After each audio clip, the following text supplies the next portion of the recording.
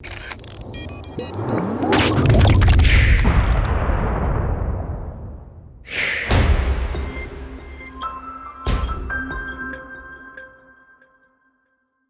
afternoon, everybody.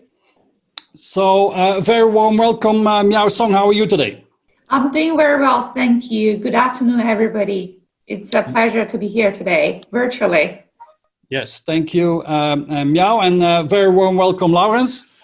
Yes, thank you, Hendrik. I'm also very pleased to be on this, live show. Hello to you, Miao. We did meet before, but I'm thrilled to be part of this session. So yeah, I'm okay, and hope the same to you. Thanks. Okay, so why don't I first introduce both of you a little bit more. And so, Miao, you are originally from China. You've lived in Beijing, but then you've lived in the Netherlands, you've lived in Singapore, and now you are based in Brussels. And so you have worked for large companies like Nestle, like Shell, like GR, like Johnson & Johnson, and now you're the global CIO of Mars Petcare. Could you introduce yourself a little bit more and tell us what is your function and what do you focus on most these days? Absolutely, thank you. So my name is Miao Song. You can call me Miao. I'm Global Chief Information Officer of Mars Petcare business. Mars Petcare is part of Mars company. We're one of the largest private companies, not a listed company. So a lot of you probably have heard our company from our lovely brands in chocolate, my M&M and Skittles, etc. But in Mars, Petcare is the largest business. We're about more than $20 billion on revenue per year. And our business actually covered 4 divisions. We cover pet nutrition, where we provide some of the best brands of pet food to the consumers, including Pedigree, Whiskas. We have personalized products for the pets called the Roy Cannon product. The headquarters is in South France. We have division in veterinary health space as well, where we run some of the largest pet hospital groups in the world, in the US, in Europe, and recently we expanded our business in Asia, in Hong Kong and China. So it's a truly global business. In our business, we have more than 85,000 people working globally to provide the best food and 85,000, that is. 85,000 globally, across different regions and different locations, provide best service and quality of food to the pets. Our vision is create a better world for pets and powered by data. So which is very easy to remember. We actually incorporate our strategy, everything into our vision. From a IT perspective, I have a global team, managing truly global team, all the different time zones. I really work closely with our business to drive digital transformation and upskill the technology capabilities in the organization. So digital is a key of the business. It's part of the, it actually is the business, specifically during COVID-19 situation. So in the last 2 years, we have made tremendous good progress in terms of leveraging technology and digital to create new stuff in the organization, such as consumer engagement, direct-to-consumer, e-commerce, etc. Prior to Mars, I spent, as you mentioned, I spent some time with Johnson & Johnson, one of the largest healthcare company in the world, based out of Singapore. Before J&J, spent 14 years with one of the largest oil and gas company, Roy at Shell. Spent some time in half of my career in the Netherlands, half of my career in Asia. Prior to J&J, I actually started my career with Nestle. So that's me. And now you're based in hellhole Brussels, in beautiful Brussels, as we say, no? Yeah. The weather is beautiful today. Unfortunately, I just walked a little bit, walked out a little bit today, and looking forward to the evening to be able to go out and really get some fresh air. Okay, thank you for that introduction, Miao. Lourens, could you introduce yourself a little bit more and what your function is and how you're organized? Yes, thank you, Hendrik. And I think it's interesting to see that we are from a very, very different background. Miao from the consumer goods, and in this case the pet industry, and I'm from the government. Well, a little bit on my background. I originally had a naval career. I did the Naval Academy, and I worked in the Royal Netherlands Navy for about 15 years. And then I switched over to IT. So I finished my graduation on electrical engineering at the University of Delft, and I started working in IBM. Worked for IBM 8 years, mainly in outsourcing, infrastructure and application outsourcing. So that's my main background.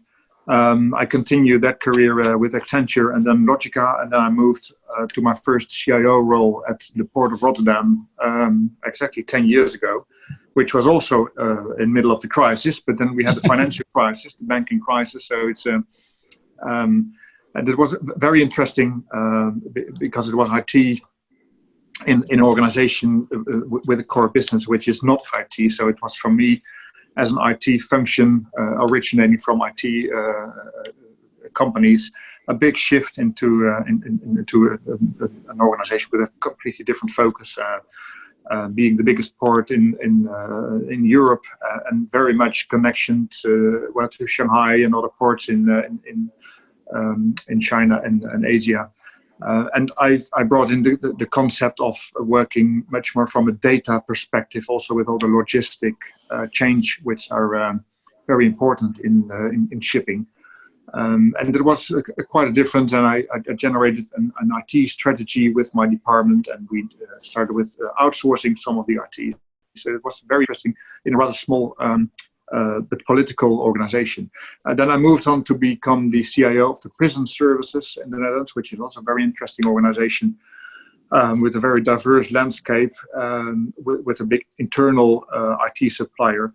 And since 7 months, so I'm pretty new on this job, I'm now the Chief Information Officer of the central government. So you could compare it to some kind of a group CIO. So I'm not the boss of the CIOs of the departments, like the defense or foreign affairs or social security, but I'm responsible to promote, to foster, and to the usage of the information service in general. So my main concern are the generic items like information security, for instance, but also cloud strategy or sourcing strategy, or the usage of data, and how do we use algorithms, and how do we control these algorithms across the central government. So these are all the departments. We have 12 of them in the Netherlands, and their execution organizations like tax services or social security services, or the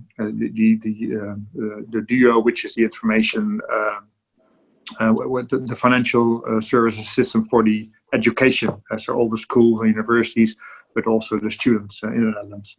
So it's a broad perspective. I don't have much power. I only have a team of about 75 people here.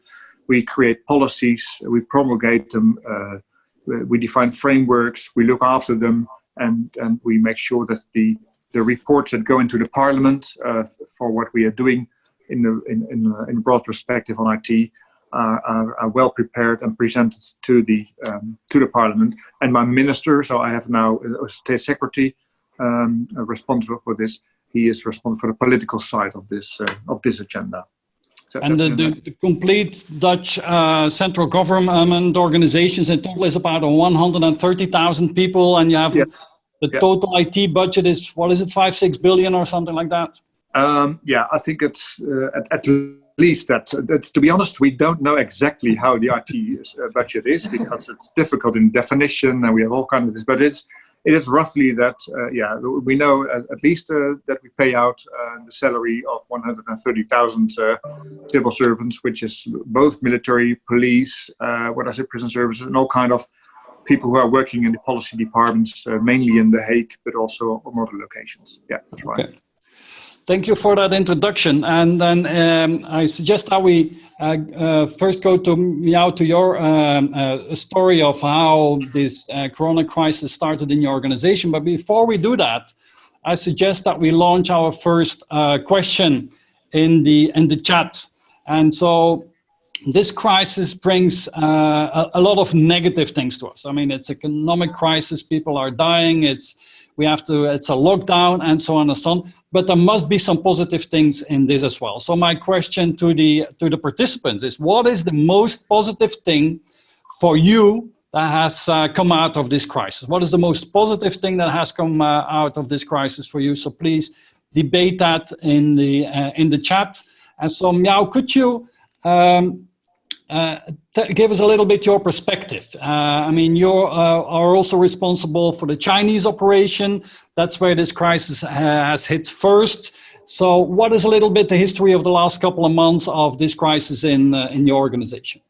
Yeah, I can definitely share with you my experience, professional experience, but also some personal experience. So when this crisis started from China in January, our colleagues in China started to work from home. At that time, to be honest, everybody else felt it was so far away from us. In fact, my mom lives in Beijing, and I was worried about her personal safety, but I still felt that it's so far away from Europe and US, and it seems like the situation was in control. Our team in China, because we have large business in China, so we have manufacturing locations, we have sales offices, everybody work from home. I can tell you their experience was very inspirational. To give you an example, our raw economy business in China, during the crisis, everybody had to work from home, but they never shut down the factory. They continue their manufacturing to provide pet food to pet owners. One of the beautiful story is that during the crisis, they leveraged all the digital channels of China. So they actually launched their delivery pet food along with human delivery services in China. So it's very creative. So when people order takeout from China, so there is an option that says, hey, by the way, do you have a pet? Do you want some pet food? You click it and the pet food will be delivered to your home. So that's a very creative way of running a business. Our GM in China actually ran the whole business from his house for about 2 months. Okay. And then in March, the situation became worse in the rest part of the world. So very quickly, the company started policy, stop travel. So first one is stop travel. The second one is everybody started to work from home right away. We have been doing a lot of work in the past to enable the cloud strategy, implement cloud, upgrade our network. So our backbone for our company is very solid. So very quickly, almost just in one day, everybody started to work from home, and our security team and our infrastructure team enabled all of this seamlessly at the background. So our give you example, our first month-end closing was done completely remotely with the finance folks at home. We're managing, the different finance system, including SAP and other ERPs in the company, but it was done very smoothly. So that's the first one. The second step was the company really focused. Actually, the big focus is the company really focused on wellness and of every associate and safety of every associate. So rather than just putting things on business, but we make sure as a leadership team, we make sure that everybody is safe. So I felt actually in the last 5 or 6 weeks, my connection with my team, with each individual, are really, really tight. And we do weekly check-in. We connected on the social apps such as WhatsApp or Yammer, whatever that is, to check in to see how everybody's doing individually or in their family, and either physically or emotionally. So it's a very, very tight connection between each other. And the third positive side I see is that during the crisis, in the last 5 to 6 weeks, we actually accelerated the digital capabilities big time in the organization. So we launched direct-to-consumer sales and platform during the crisis, and we launched online sales, for example, online sales e-store in France in 2 weeks time frame, and launched our e-store in the Netherlands last week in 3 weeks time frame. Our next stop is Germany. That's going to be a few weeks time frame. So basically, in the typical time, it took us probably a few months to launch this capability. But during the crisis, we were able to accelerate e-commerce platform, e-commerce direct-to-consumer big time. When I reflect to this, I think there are a few things. One is that during the crisis, we actually shortened decision-making process big time. So typical time, you would engage with so many people to get your funding, to get work done. But during the crisis, I think as human beings, our tendency is really move faster with all our capabilities. So that's a very, very positive side. And I think it's great. The other area we did was during the crisis is we actually very quickly prioritize our IT investment and the major projects to make sure that we focus on a few things. One is business continuity, big time. So basically, every project contribute to the business continuity will move ahead. The second one is to preserve cash for the company. At this time, it's really important that the company has enough cash flow. So we basically focus on those projects and very quickly, within the week time frame, deprioritize the projects, with less, importance, or it doesn't contribute to near-term cash or business continuity. Okay. So very quickly we did that, and we also had spent a lot of time with our vendors and quickly renegotiate a lot of contracts for the mutual benefits, and also get some saving opportunities for the organization. So in fact, I think this is a great opportunity to show a few things. One is really humility. I believe that everybody is vulnerable, and as leaders, it's important to show humility and lead with humility, resilience during the crisis. Yeah. Okay. That would be my positive side if I reflect what happened in the last 2 months. Okay, thank you very much, Miao. Lourens, how does this crisis arrived in the Netherlands? And I mean, big organizations, army, tax organizations, police, and so on and so on. What was the impact, and how did your CIOs, let's say, deal with this crisis? And by the way, in the meantime, we're running a small poll to see if as CIO, as digital leaders, if you're also renegotiating your contracts and your fees with your suppliers or not. So, Lourens, how did this arrive, and how did the central government of the Netherlands react to this crisis? Well, I think by now it's pretty well known that it came to us a bit as a surprise. I think that was also what Miao said, relating to her mom in Beijing. So we had the first lockdown on the 16th of March, and in the weeks before already there were signs that it was spreading around the virus. And to be honest, on my side, because I'm mainly responsible for having the right capabilities that people can work from home, or other means of remote working. So with the CTOs, who are all the directors of the IT suppliers within the central government, we pretty soon arranged additional bandwidth, additional power, also capacity in the data centers and so on, so that we will be prepared for the massive working from home that would take off pretty soon.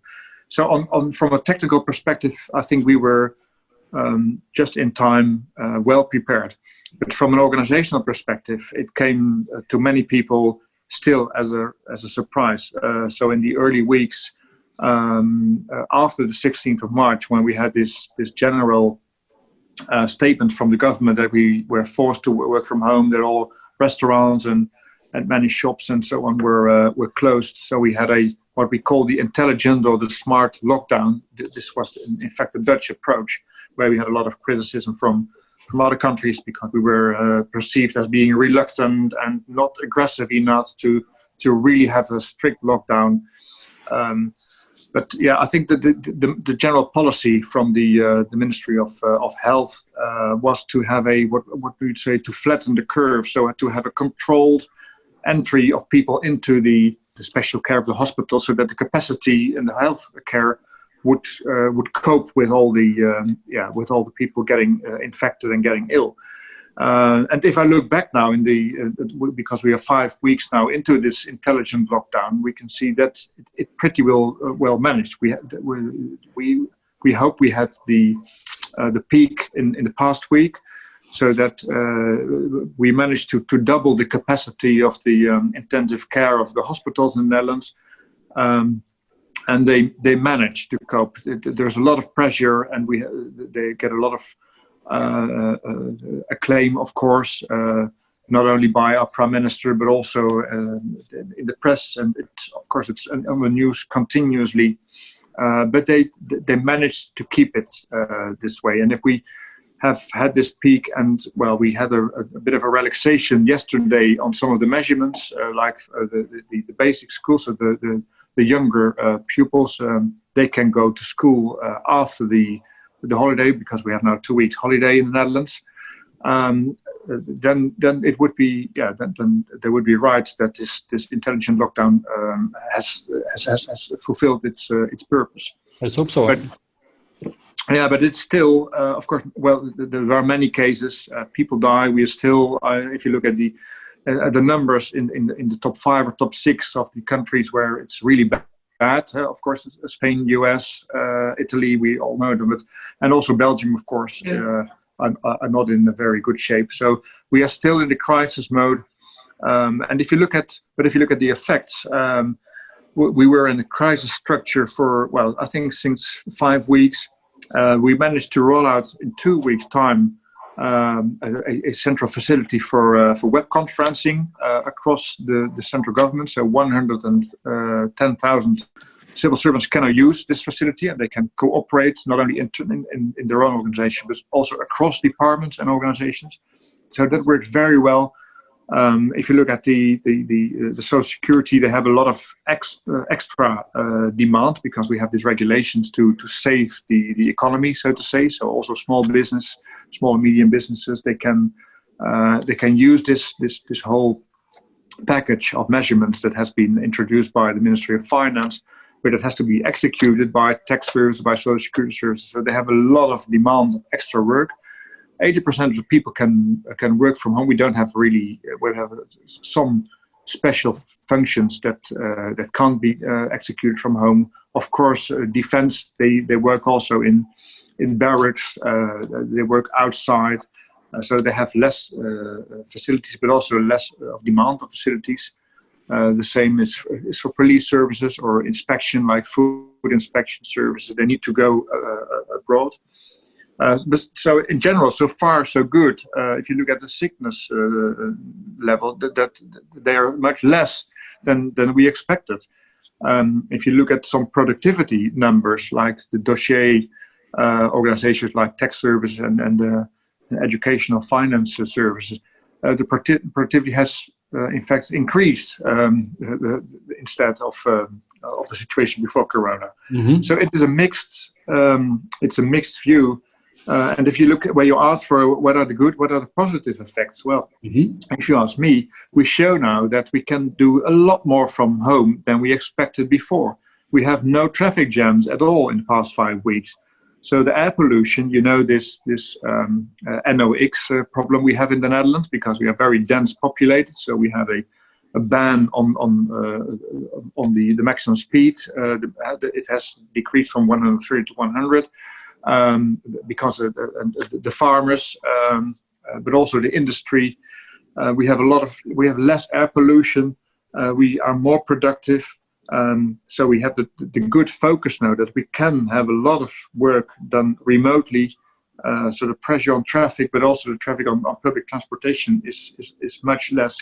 So the good thing, in my view, is that we show that we can do a lot more, but we need, of course, these facilities from IT. And my hope is that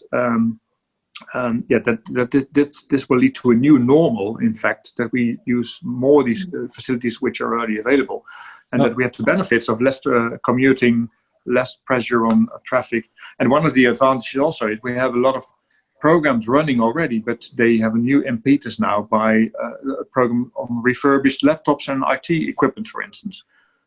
Many pupils, they have less access to IT from their homes, but they go to school now remotely, all these classrooms.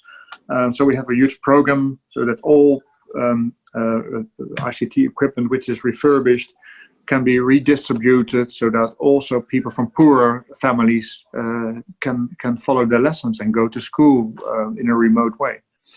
Let's talk a little bit more about the new way of working. Now, I mean, you lead large teams around the globe, and so I can imagine in some areas people have come back to the office and working in the office again. Some people are still working from home. How have you organized the remobilization of your IT teams? I mean, they still need to keep some distancing. Do they still work partly from home? That's a question that has popped up a lot in our community later, and we'll launch a poll on this as well. What is your template of what is your plan to remobilize your IT teams and get them back into the office? Yeah, this is a very good question. In fact, there's a lot of debate on whether people and when people should go back to office. We're pretty lucky that because majority of our infrastructure, as I mentioned, have been migrated into cloud before the crisis. So we're pretty cloud native or cloud enabled. So we leverage all the cloud-based tools such as Microsoft 365, Teams, and in the infrastructure side, we're in Microsoft Azure, in AWS already. So it's actually pretty ready for working from home. So for us, it was really seamless to enable everybody working from home. Our manufacturing side, so continuously to open because they really have to work in the manufacturing divided by shifts, but they put a lot of efforts on the safety and the wellness. As of now, our pet food production is all 100% in production. Our business grow very, very well in the last. So you're selling more than before.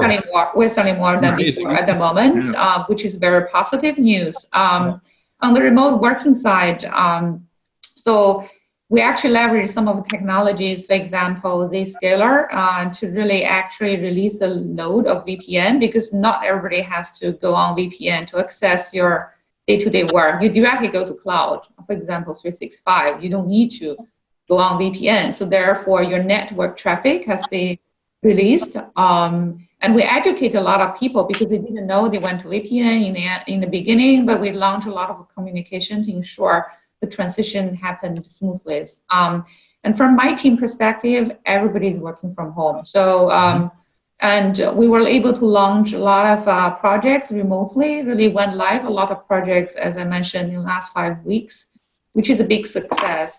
I kept on motivating my team all the time by close connection, but also regular check-in. So it doesn't have to be talk about your work, but just try to get together virtually on a weekly basis, doing some fun stuff, checking in with each other to make sure that everybody is taken care of and everybody is connected. So that's what I'm doing in terms of reorganize and keep everybody motivated. Of course, there will be some downtime because we're all human beings. Being at home for so long time is not a strategy, not a good time, but we don't have choice. So the new norm, I think the new normal is really around reflection around, does this work have to be done really face-to-face in a very digital world nowadays? For example, traditionally, if you go live your new system, you basically do a face-to-face workshop, educate your users. With the new technology, with everything, you can basically get it done virtually as of today. In fact, last week or the week before, I think the best thing in that week was Microsoft launched Teams background, right? So everybody can choose your background, whether it's your vacation photo or is that your favorite football team. So in fact, one of my team members just put the France football team of 1990s as his background and wearing his football shirt. I mean, this is some fun stuff we kept on doing within our teams. or we just share with each other what's your best thing, what you learned. Some people did some workouts, some people have their kids singing a song together. We have our pets together when we do a video conference. Sometimes your kids come in, say hi, in your working or study room, which is totally fine. I mean, that's the spirit we're working with. And how do you get people? I mean, I can imagine in China, your IT teams are already back in the office. How do you do that? Because they still need to keep distance, I guess. So how have you organized remobilization in China? Yeah, actually, just now, before this one, we just had a meeting. So our China team showed us they went back to office about 3 weeks ago, probably 4 weeks ago. So they're still very tight on abiding the rules of social distance. For example, in the office, they wear masks. And then they keep social distance. And there's hygiene work, disinfection work done in the office on a daily basis or even more regularly. So they're very tight in terms of keeping all of these rules. We had also a video showed how our China team actually going back and coming over of the crisis, which was very, very inspirational. And I saw the video today. It was like, I was tearful. I mean, given that most of the other folks are still in the crisis, I think what they did in terms of keeping the spirit, being humane, and also running the business is truly, truly inspirational during the crisis. But if you bring people back into the office and they need to keep a distance, that means that you can have less people at the same time in the office as before. So you need to put in some rules or some ways, not only that they need to wear masks and wash their hands and so on, but there also need to be some rules in place so that not everybody's coming to the office at the same day, and so that not everybody's coming Tuesdays and Thursdays, because that's not going to work. Yeah, and what we do is that we advise people who can work from home, they continue to work from home. But those who really have to reach to the office, they divide it by different shifts or different groups. So for example, Tuesday, some people come to the office, but then the other group of people come to the office on Wednesday. So it's a different arrangement. It doesn't have to be everybody stay in the office at the same time. Because nowadays, you can connect with anybody through technology, to get the work done. So we'll continue using Teams and Zoom and so on for a long time, I guess. I think this is going to be the new norm. I think there are a few things will be the new norm. One is really the social distance will be the new norm until one day we have a fundamental solution across the globe, either the vaccination or the medicine. The second one, I think, is a contactless consumer behavior. So, basically trying to minimize the contact between human beings when people deliver the products or when people deliver food to your house. That's another trend. The third one, I think, is automation in the manufacturing space or in the other areas where your processes, even in some of the public sector, if the activities are repetitive and regular, can be automated by technology. I think it's big time those work will be automated because you don't have to be impacted by human beings' health, right? So that's another trend. In fact, if I look back, I would say technology actually plays a key role. It's a great opportunity on the other hand, to accelerate adoption of the technology in many organizations. Okay, so just to summarize, you say the new normal or the next normal is we will have to keep our distance from each other and wear masks in the office. We'll have to install contactless deliveries to clients, and we'll have to automate more in production also to keep distance there. Lourens, how do you see this in the Netherlands? What are the plans there to get the government office people back in the office back and working?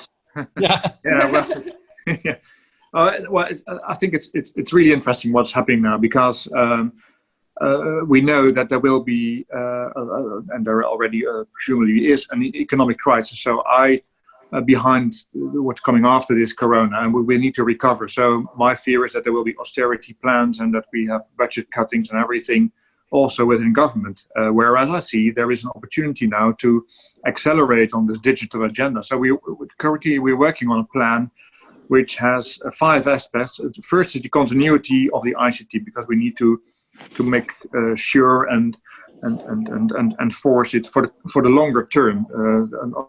In some cases, it's pretty vulnerable, where we can deliver this IT continuously, but it is a small team, and we need to make sure that it's less vulnerable and less dependent on one single supplier. As you know, we had a Citrix, more or less a crisis a couple of months ago. So there was really a single point of failure on this specific IT application. So we're looking into having the risks lowered by diversity. For instance, on this web conferencing facility, we have more concurrent solutions and not only one, which could be a risk, like we had the problem with Zoom in the last couple of weeks, but we have also Microsoft Teams, we also have Skype for Business, and we also have Cisco WebEx. The next thing is we look into this, how to cooperate, how to facilitate cooperation remotely. The development teams, for instance, but also project teams. How does it work? This web conferencing, can you introduce, like what we're doing right now is polls or questions or presentations. And we are all learning on this, because some people, we expected, as I said before, they had the facilities, but they never worked from home. So it's a first-time experience for them, and we need to help them how this works, how they can integrate also their private lives with work.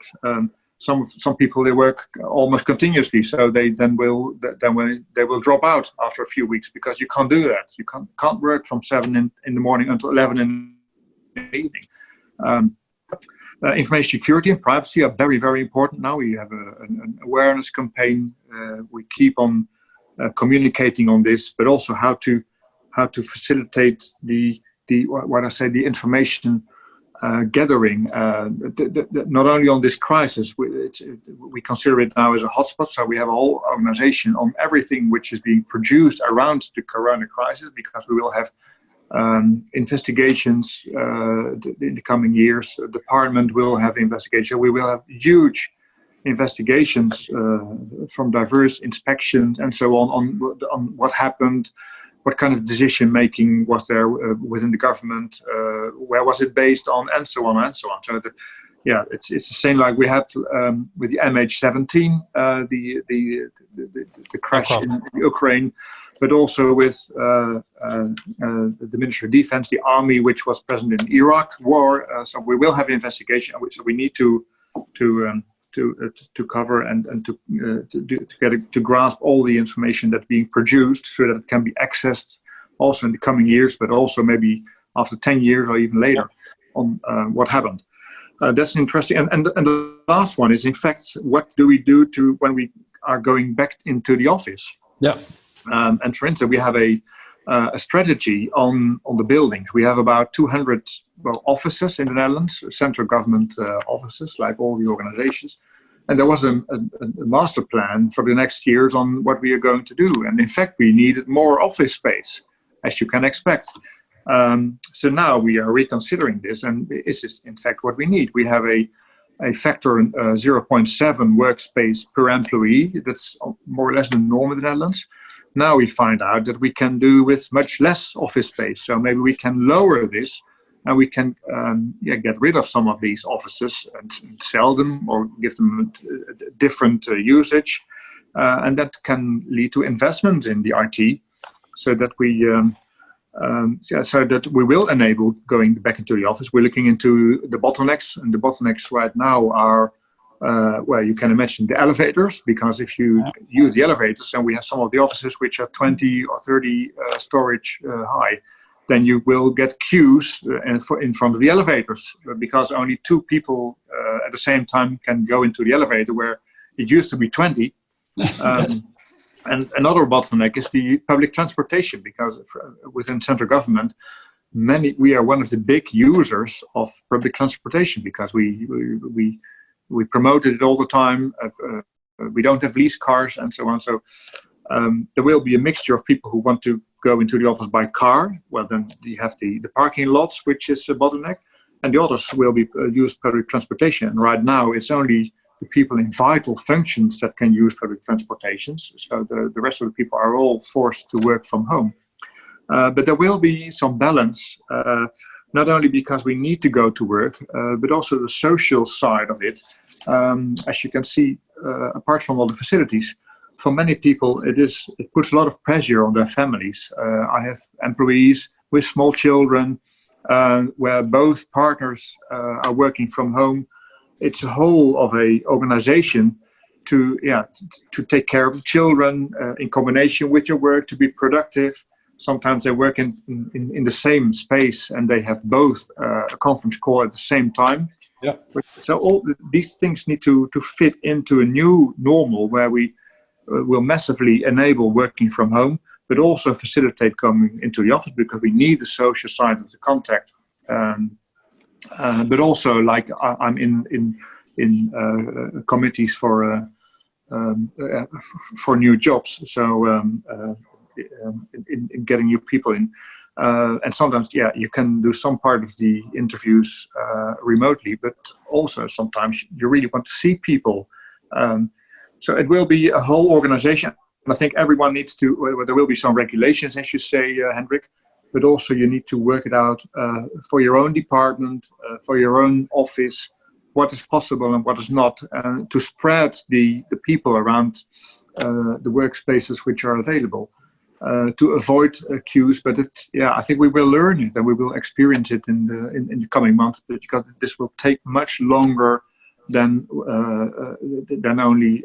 We all want much longer. We all want, yes, in the first place.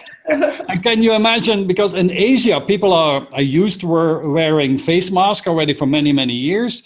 Can you see this happening, that once we all go back to the office, maybe part-time, that we all be wearing masks in Holland and Belgium?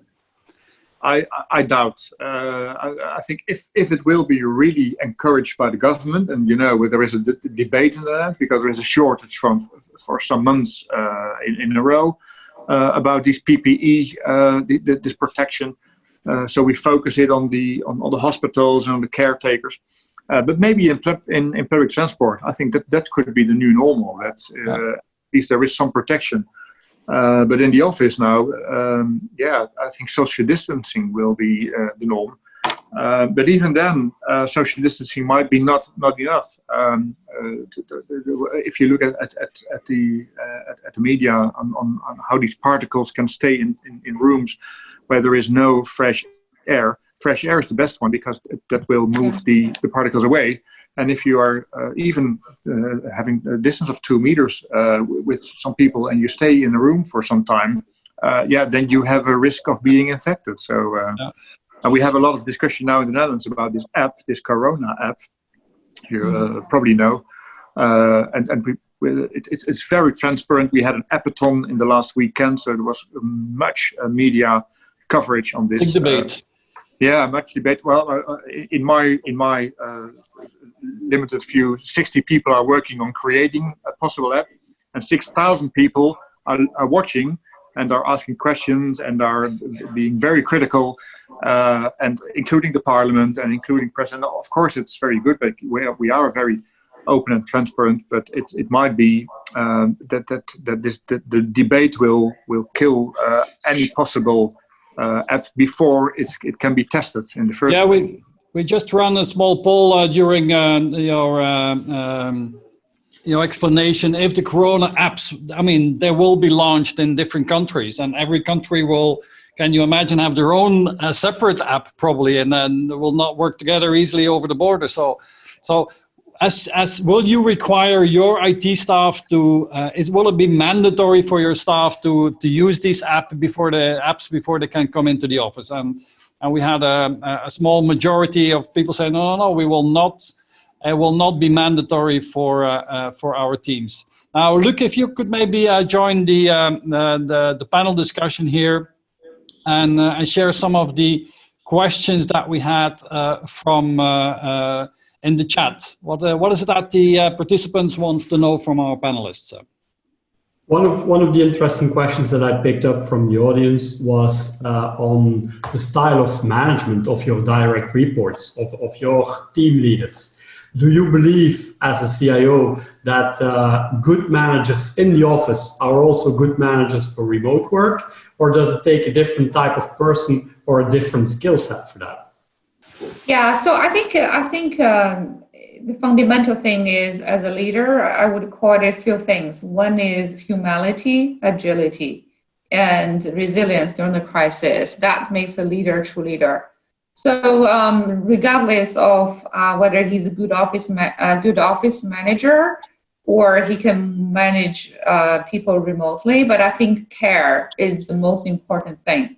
So I saw some of leaders who are in different styles, which is pretty hierarchical, but yet has a humane side, really care about people being truly authentic, and they work the best. In the crisis situation, these leaders really came out, and because they do care. And if people truly care, and they will make the right decision for their people, and their leadership will adjust, their leadership style will adjust based on the situation.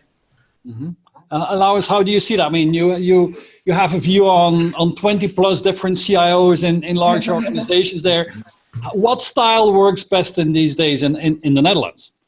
Well, I agree with Miao that, in my view, this crisis, and any crisis, in fact, amplifies some of the specific characteristics of a leader. So leaders and managers who are very into control, and there are still many leaders and managers in the Netherlands in public, but also in organizations who are very on the control focus. So they want to see the people working in the office, in fact, and then they trust that they are really doing something beneficial for the company. That's being amplified. So that doesn't work in this way. Simply because you can't, you can call them every day, but you can't have a screen at your remote desk at home watching on camera all your employees, all the staff members, 20 plus, and look if they work correctly or not. So in my view, this is really a challenge for people who are used to the old-fashioned way of watching people, what they're doing, and following every step and giving approval for every step. Now it's not new, because when I started at IBM in 1998, we already had a new way of working, what we call. So we had less office space, we worked much more remotely, we had all kind of facilities. So now it comes to the diversity in management styles, that which employee you just can send away with some task, and okay, he or she will ask for help when needed, and by the end I will get a result. And some others who are less mature in their way of working and need some more support and care, as you say. So I think this will also lead to a different view on how we set the example, because I think it always starts with the leadership. And if you set some kind of example, that will be followed by your team members as well, who are managing their departments. And I see that there is a difference in approach, but this will really lead to a different view on which styles work best, and how agile you are in adapting this new style. Okay, Luc, you have another question? No, and specifically to you, some of the Dutch citizens and amongst our participants say that they've observed that your government bodies are working better together now than ever before. And so your job seems to be easier and more successful today because there's less boundaries between the government departments, and they all seem to have this common goal and work really well together. So what will you do to avoid that these boundaries are being recreated in the next normal, and to make sure that this excellent coordination and collaboration continues after Corona? Yeah, well, the easiest way would be for me now to enforce a new law that gives me much power, also after Corona crisis. But that's not going to happen, and that's not, of course, not my position. But what I see, and that's the good thing in the crisis, because we have a lot of communications, so there's a lot more cooperation. And I got a compliment of the Works Council, which is the highest Works Council in government in the Netherlands, who said, well, it's good that within 2 weeks you rolled this WebEx out over 100,000 civil servants. And in normal peacetime, without a crisis, it would have taken you 2 or 3 years. So there are some good elements.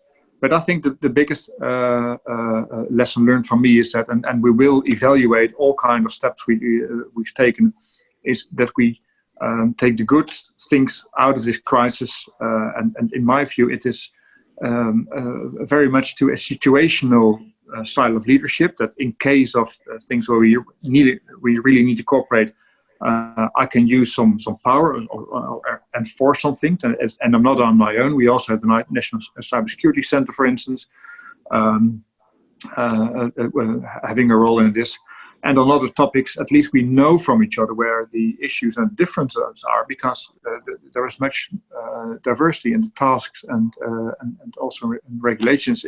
There is no one government. Of course, we are the government, but if you look, we have the national police or defense or the or prison service or tax service, they all have very different style of working. They have even their own culture.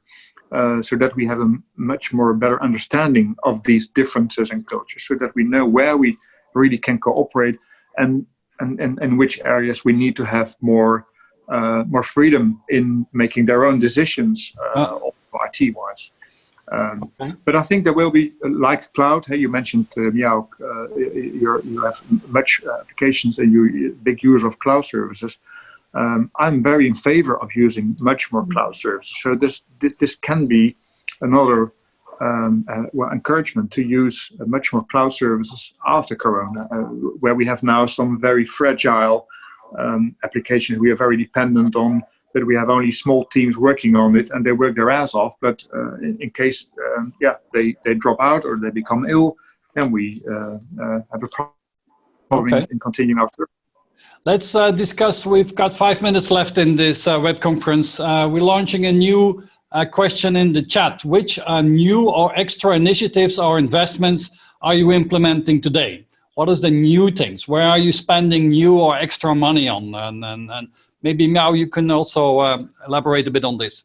Yeah, absolutely. The first one is a digital e-commerce business. We call it digital commerce business, either direct sell to consumer or accelerate e-commerce to consumer. That's a big time for us.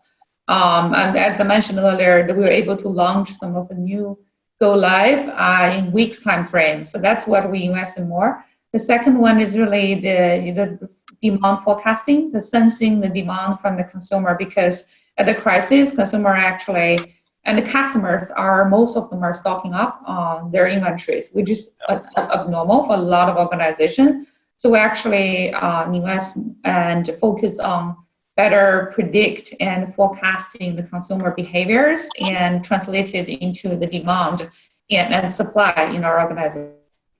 Good. Maybe we've lost Miao Song there for a moment. Lourens, so where are you investing extra nowadays? Well, I think, it's rather simple. It's mainly reinforcing this video conferencing facilities and also make it more secure, so that we can also, because we have a lot of confidential information, and it is complicated because it needs to be interfacing or linked or coupled with other facilities in all these separate departments. But that's our main concern, so that we can continue working like this. And in my view, the new normal will be that every meeting will also be a video meeting, so that some people may be in the office, some others may be not in the office. So that but does hybrid meeting, does that work according to you, where some people are in the office and some are on the screen? That's so difficult, I think, no? I think it is difficult, but that's the only way we can implement the new normal. Because otherwise you still will have these days where everyone will be in the office, so you need 100% capacity. And on other days, the offices will be almost empty because everyone is working from home. So it will be difficult, but in my view, that would be part of the new normal to to continue this with less office space, with much more IT facilitated. And go in a hybrid situation. Yeah. Yeah. Miao, maybe a last question for you is, I mean, you run global teams. So what is in your view the difference in the cultural aspect of how people manage this crisis? I mean, the Asian culture, the American culture, European culture, each time very, very different. Do you see a difference in leadership and how people behave in crisis situations like this? I certainly see it. I think so in Asian culture in general, people are very, very careful. I think they're more, I would say, following the rules. So if the government says something, and I see in Europe, such as France, Belgium, Holland, maybe as well, and you don't see that people necessarily listen to the government, which is understandable. And you can see that even the social distance rule, you go out, for example, I go out of my house, I will see some of people really don't follow social distance. They run and they just pass you very quickly, and they forgot social distance. In the US, it's I would say, in my personal view, it's very political. You will see that different states are in different stage. And for me, it's like a drama. Every day you can see the drama there, and the president says something, and every single state says something different. They have their own agenda. So, and as a result, then you will see that in some of states in the US, the situation is bad. However, in other states, it's not that bad. Then that also impacts how people behave and how people deal with the crisis, either professionally and personally. Okay, good. Lourens, one final words of you. How do you see this going in the Netherlands in the coming weeks? You have a good eye on this. What's your well, I can't look in the future, but I think my main concern is that we will keep good things that emerge from this crisis, that we will get through it, that it will unite us, not only in the Netherlands, but also on a global level, because we all face the same enemy in this, and it's regardless whether you're poor or rich, and that we will use it to accelerate the digital agenda, which is we all need for the future. So that's my main thing. Yeah, what I learned from this discussion is that, I mean, crisis situation like this, we need a different leadership, and in companies, a more authentic and humble leadership than ever before, and not only in IT, not only in companies, also on political levels as well, I think. So Miao, I would like to thank you very, very much for being part of this panel. Thank you for your time. You're very, very busy, so thank you so much. Thank you, my pleasure. And Lourens, also thank you to you.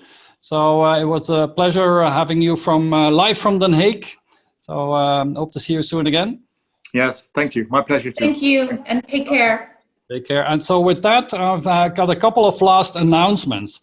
We from CIONET, we're running many of these conferences. Every 2 weeks we do an international conference like this.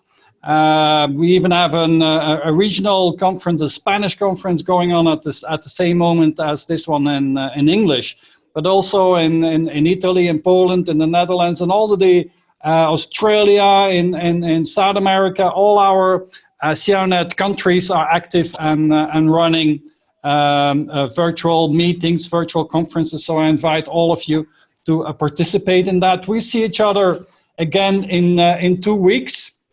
When we have our next one. So your actions are join us again in 2 weeks. If you are a digital leader and you're not a member of CIONET yet, go to CIONET.com and start chatting with our chatbot and join us as a member. Check out CIONET TV.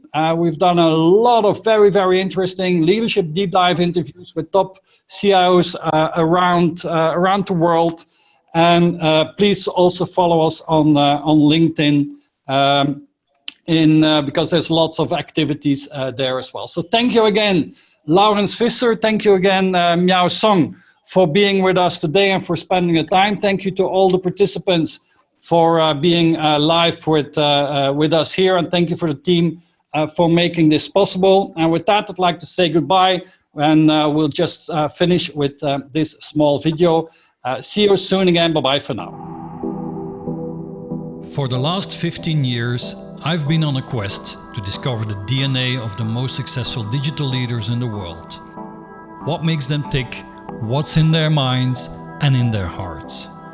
We are sharing deep insights from our world-class CIOs so that you get inspired, can learn and reach your full potential as a digital leader.